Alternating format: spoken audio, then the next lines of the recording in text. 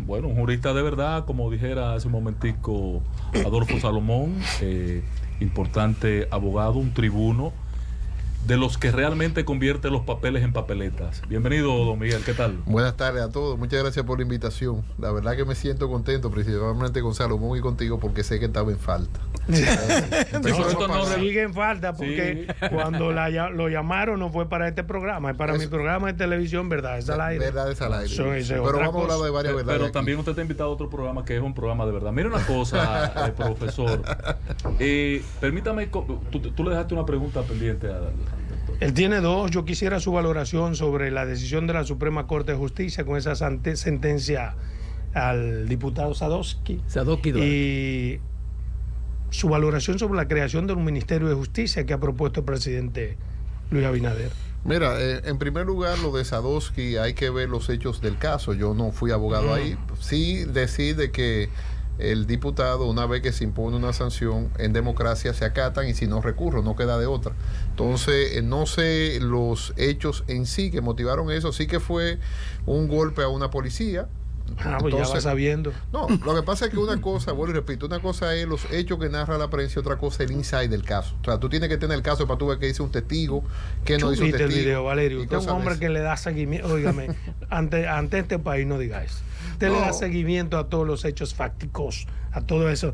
Y sabe que hubo evidentemente hubo un trompón a la autoridad. Exacto. Y eso tiene una sanción y la sanción fue impuesta. Ahora, hay que ver, porque es lo que te digo. Pero en el dispositivo no se entiende claro que se está sancionando esa acción, sino dos elementos, bueno, que él le usó un exceso de autoridad respecto de la mente, fíjese, y otro exceso cuando usó tal expresión. Pero lo del golpe hay un tipo penal de abuso de autoridad que puede englobar en ciertos casos golpe, y en este caso habría que ver si curaba o no a 10 días antes o no. O sea, hay una serie de factores. Todavía el oído de esa señora le está sonando. Sí, bueno, pero que no lo condenaron por el golpe a la gente. No. ¿Y por qué? Sino por ultraje y violencia contra los agentes policiales y un fiscal. Pero eso es lo que estoy diciendo. Al final de cuentas, hay tipos penales que muchas veces dicen, bueno, ultraje, pero una forma de ultrajar, lo dice la misma ley, es golpear. Pero le pareció bien esa sentencia. Al final de cuentas, eso es lo que nos interesa. La valoración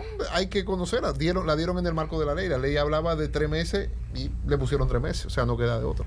Bueno. Eso es lo que la ley. Ahora sí, Salomón, como siempre he dicho, el problema no es lo que hace un juez cuando tiene, porque un juez tiene que aplicar la ley que tiene. Claro. El problema es los legisladores, y bueno, ahí Ángel fue legislador, que no sacan el Código Penal. O sea, el Código Penal sí tiene regulaciones muy fuertes cuando usted ultraja a la autoridad. Ahora, mientras el Código Penal sea ese, 1884, ¿tú sabes cuál era el ultraje a la autoridad antes? Tal vez una mirada rara. Exactamente. No se atrevía nadie a darle un policía. Tiene que situarte en 1884. Entonces, ¿qué es lo que pasa? Estamos jugando hecho del presente con 1884.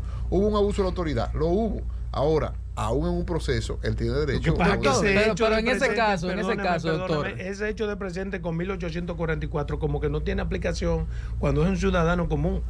Un ciudadano común comete ese mismo derecho y no le aplican ese código de 1844. 84. Exactamente, 84. Sí. Si no le aplica el que todavía no se ha aprobado. Eso es correcto. O sea, al final de cuentas, sí, la ley tiene disparidades en la aplicación. Eso es correcto también. Eso no te lo voy a negar. Pero en ese caso, doctor, en ese caso, hubo violencia de género porque la acusación fue por violencia de género.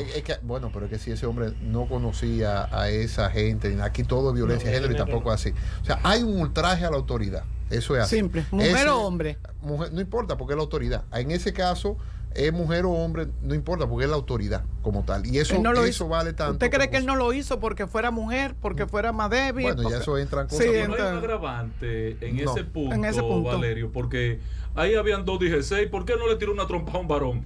Se tiró la trompa a la muchacha. No, es que, a lo mejor la muchacha la que estaba más cerca. El Código Penal tiene una serie de agravantes. El proyecto de Código Penal tiene una serie de agravantes generales. Una de esas agravantes generales es el género. Exacto. Pero actualmente hay una ley de violencia de género que los hechos que concurren en esa ley son los que se pueden tipificar. Y uno de esos hechos muy importantes. En este caso no es violencia porque no hay ninguna relación. No tenía. Ni ha sido novio. Ni se conocían. O sea, que ese es un tema donde. Para que haya violencia de género tiene que haber tenido o pretender tener una relación El otro tema que Adolfo le pone en las manos, doctor Valerio. El Ministerio de... No, mira, yo estoy de acuerdo con el Ministerio de Justicia, lo quiero decir de entrada porque... Usted no es abogado, porque su colegio habló hoy, vamos a ver si se disciplinan, ¿eh? Bueno, yo te dije ayer que yo el tema de lo que diga el colegio de abogados va a misa a veces. Entonces, porque académicamente hablando, hay un tema aquí que es importante. El Ministerio de Justicia no es únicamente para quitarle función a la Procuraduría en países avanzados. Eso es falso. O sea, el Ministerio de Justicia tiene que ver con cosas más allá de la Procuraduría. Por ejemplo, hoy en Francia, Emmanuel Macron anunció una reforma al Código Procesal Penal francés. ¿Sabe quién es que está a cargo de esa reforma de ir a hablar al Congreso? El ministro de Justicia. Claro. Que no tiene que ver nada aquí con una función de la Procuraduría, porque la Procuraduría no tiene ni siquiera iniciativa legislativa, pero el Ejecutivo sí, y es una dependencia del Ejecutivo. Otras cosas, por ejemplo, la política del Estado criminal tiene varias aristas. Una es la persecución de casos, que esa es la que el Ministerio Público tiene. O asistir a la policía en la investigación. O asistir a la investigación. Pero no, ahora, la policía al Ministerio Público. Pero la política criminal tiene otro acápite que no tiene que depender. Entonces, yo cuando me hablo de una reforma constitucional, lo veo con pinza. Lo que hay que determinar es si, porque el Ministerio de Justicia se puede creer sin necesidad de tocar la Constitución.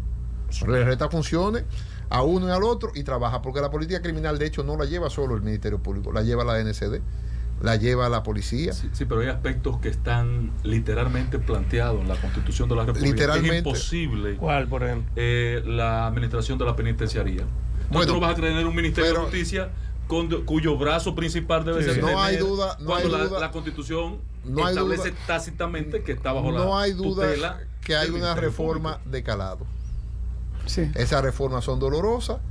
Porque quitan funciones, hay pleitos.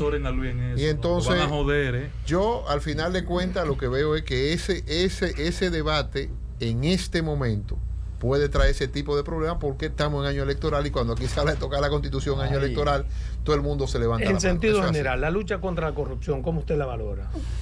Independientemente de que usted lleve algunos casos en contra y a favor, esa es la ventaja mía. En algunos otros a favor, yo no tengo que ver con eso. O sea, mira, la lucha contra la corrupción los papeles en papeleta era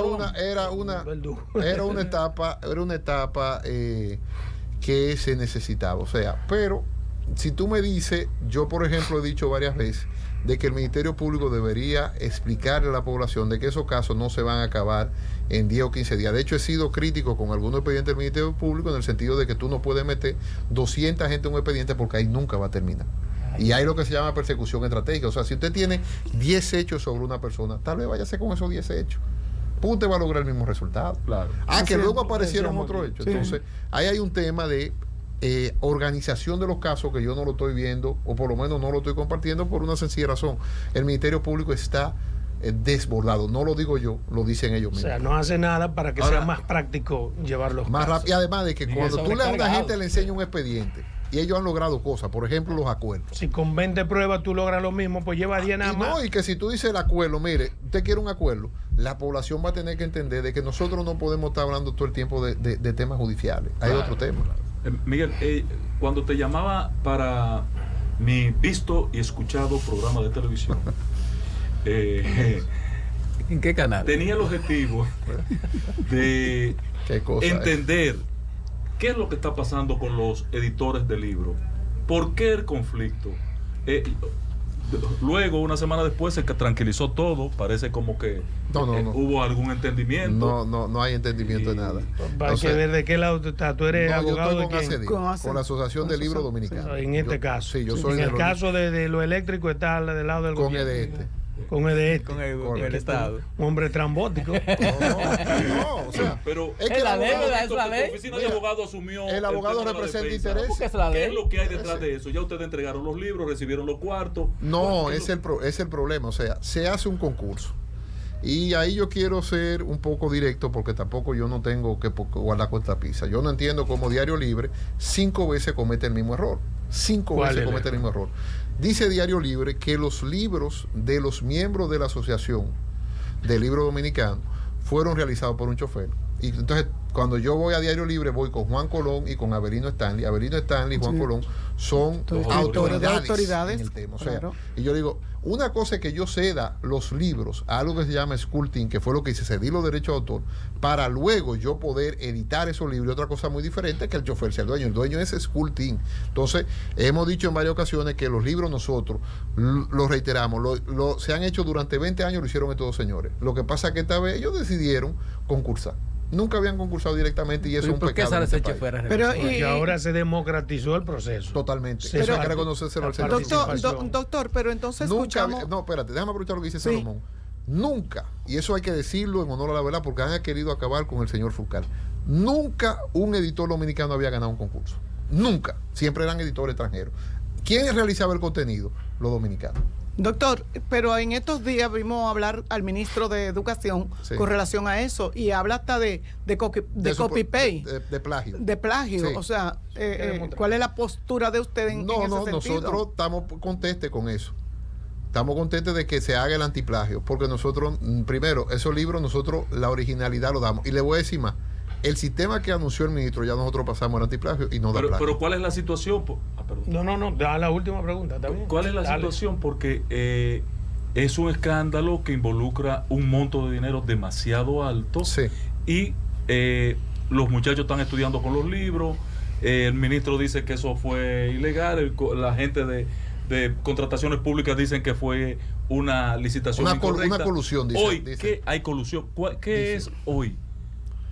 ¿Cuál es la situación? No, la situación fue que nosotros entregamos el libro en el tiempo y siempre estamos esperando el pago. Inclusive le ofrecimos al ministerio, lo estamos haciendo públicamente, le ofrecimos que nosotros estamos dispuestos a printear los libros. Estamos dispuestos a eso. Porque no se trata aquí de... Que es mejor incluso para los estudiantes. Claro, nosotros no estamos en un negocio por un negocio. Nosotros tenemos una responsabilidad social con ACEDILI. ACEDILI, vuelvo y repito, para el que le molesta, porque este mensaje le molesta a mucha gente. Nació para quedarse. Y yo soy un promotor de la literatura dominicana. Sí. O sea, yo no puedo ser incoherente en eso. Bien, para nosotros es un placer tenerte aquí en La Expresión de la Tarde. Esperamos que vuelvas con más calma. Simplemente te hemos robado 5 minutos de tu entrevista. No, ya la hice. Ya la hice. Pues nada, gracias. Gracias a ustedes por la invitación. Gracias, doctor. Un placer.